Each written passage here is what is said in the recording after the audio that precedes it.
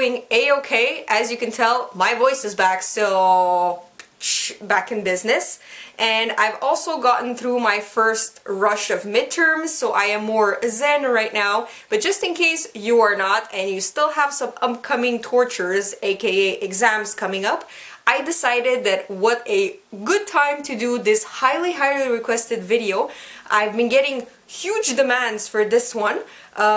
People called it different ways, but I decided to name it 4 tricks on how to better memorize, on how to improve your memory, and how to memorize facts or important things faster and more efficiently.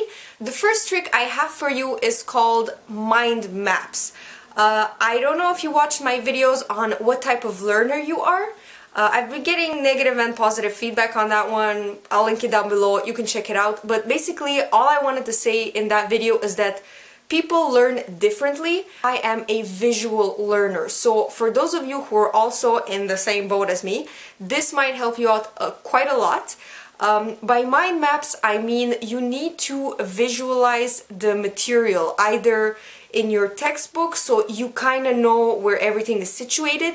And to me, just the fact that I remember a picture that was on the same page as a keyword is gonna trigger my memory, and I'm gonna remember it easier. So for example, when I was reading about post-traumatic stress disorder, I remembered that on the same page there was a guy with like from the army with like a hat on. So immediately when I'm in an exam, I remember the guy with the hat when I see post-traumatic stress disorder, and already it opens up a huge like compartment in my brain, and it has all the info from that page just because of a simple image.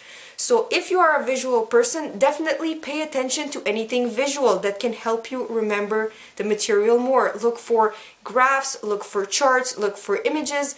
If you don't have any of them, make them yourself. And I know a lot of people are going to ask me, yeah, Anna, but what about like formulas or something? Just make it more visuals. Formulas, put them in like a little yellow square or a little red triangle, or draw it in a flower, anything to make it pop. My second trick for you, I've probably been repeating it over and over again in a lot of my videos, but I swear to you, this one legit works. This is what I use in university, graduate school. It works. And that is, be active when you learn, when you read. Don't just read. Interact with your material. What I do is, the first time I just go through all the material, so read everything, and that way I get a feel of what's there, what I need to know, what everything looks like, what everything sounds like. And then after that, the 2 or 3 times I repeat and I reread the material, I do so holding a empty notebook or a blank piece of paper. Of course, you're gonna recycle it after. And I just write down as I read. So let's say in my notebook it says PTSD, or these are the 5 symptoms of PTSD, and they enumerate them. While I'm reading, I write them down as I read. So 1, 2, 3, okay, 1, 2, 3, 0, and then you go next to it, 1, 2, 3, and you write them down, and then you go back and you continue reading. Okay, another list, 1, 2, 3, and then again 1, 2, 3, and you just write it down as you read. This is gonna take you a lot of time, but trust me, if you interact, if you're active with what you're learning, you'll memorize it like tenfold. It's gonna honestly blow your mind. When I figured this out, this method out, I'm just like, wow, gold mine. So definitely, if you have the time, try it out. This one works. Hashtag legit. Yeah. The next trick might be kind of a bit obvious, if you would like to call it so, but that is repetition.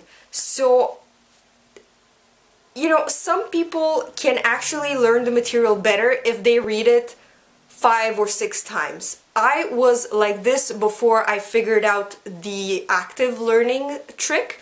So before, when I was doing my bachelor's, what I would do is I would read the material a lot of times. Like I would say 9 times, everything. The slides, the notes, 9 times. Fast. I would understand what I was reading. I wouldn't rush. but I would read it 9 times. And that kind of scared my friends off because, for example, my boyfriend reads it 2 times, but really, really, really detailed and focused, and it registers with him more. Whereas me, I had to read it more times so that it would register with me. So it really depends, but honestly, repetition is a very, very good way of remembering. What you can do to make it easier, to make the material less lengthy, if you don't have time to read it 9 times, obviously, I do that sometimes, I know. I stopped doing that though, but it worked. It did work, let me tell you. But what you can do if you're in high school or college or even university, probably not graduate school because the materials kind of get a bit intense and you kind of need to know everything at this point, let's be honest. Thank you, teachers. What I think would help you is if you use flashcards. So these are just like small little lined cards with like a, how do you call it? It's not paper, it's like cardboard or something. It's just like flashcards you can find either at Walmart, Target, Dollarama if you live in Canada.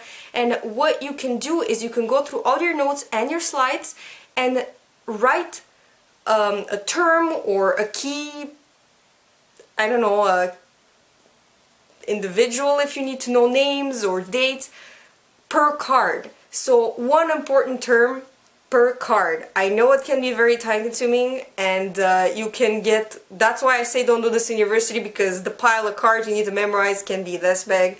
But I mean in high school and in CEGEP or college, I think it can work. I used to do it in high school and the amount of cards I had to study for an exam, let's say it would be like this much. So it's not that bad.